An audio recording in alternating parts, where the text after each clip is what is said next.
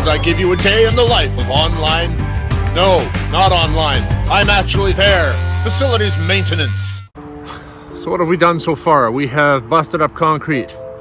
We have done a attempt at replacing a wall hydrant. Back over at the daycare, I have a new wall hydrant. I'm gonna get this thing sorted. Now I've got the water shut off to the whole building now. So that means I can cut the line up here. And the reason I want to cut the line up here is because there's such an offset.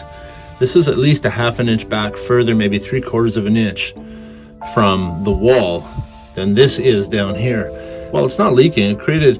This is very difficult to fit on. So what I'm going to do, which should be much simpler, is just cut this up here right at the band. Then with that cut, I can unthread the whole thing off of the old wall hydrant. I can repair this, and then I can swap out the wall hydrant, and then I can thread it back on, push this back in place, reclamp it, and call it done. Don't you just love how I say I'm going to do something and it sounds so simple and then it gets super complicated after that? I don't. I'm hoping that it actually stays straightforward this time. No more leaks, no more drips, no more faulty wall hydrants that I'm going to have to return.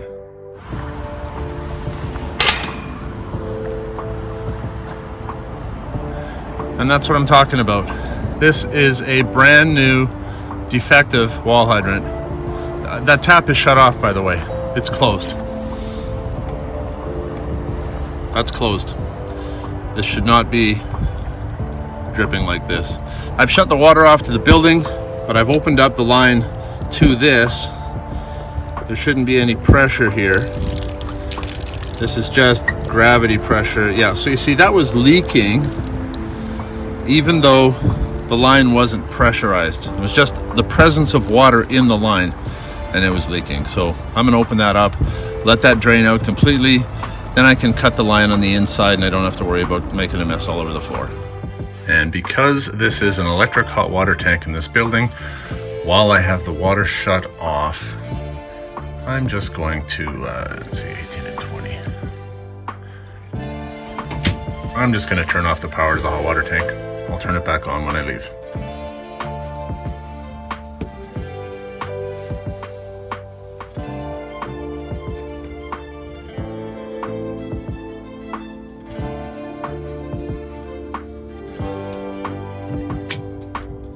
Yeah, that's a much better angle right there. Perfect.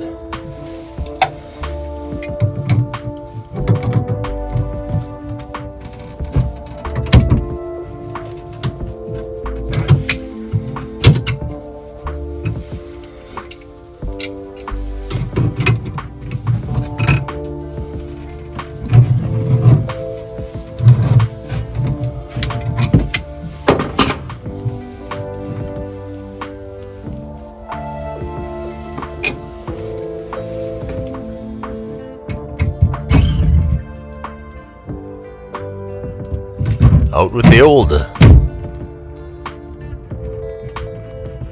and in with the new.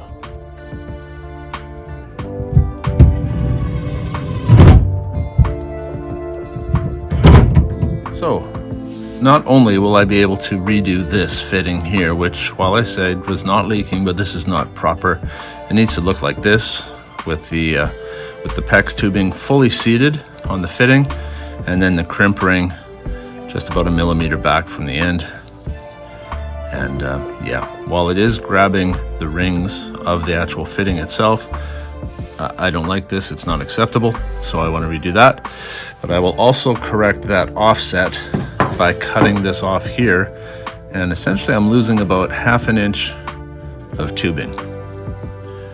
And sitting at this table, I feel like Buddy the Elf at his workbench at the North Pole.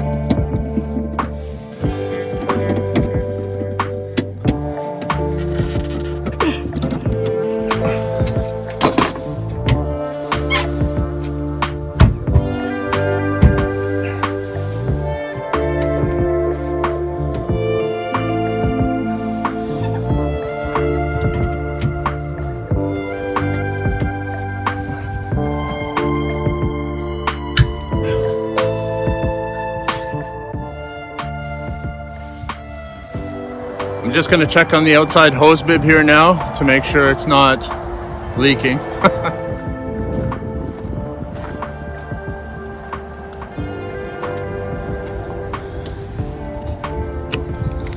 It's a good sign.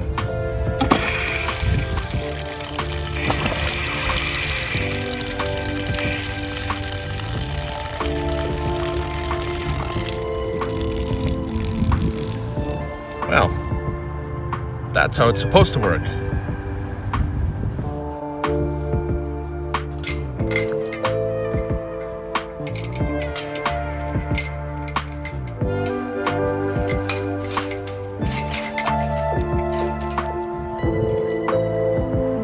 And one final thing to do here.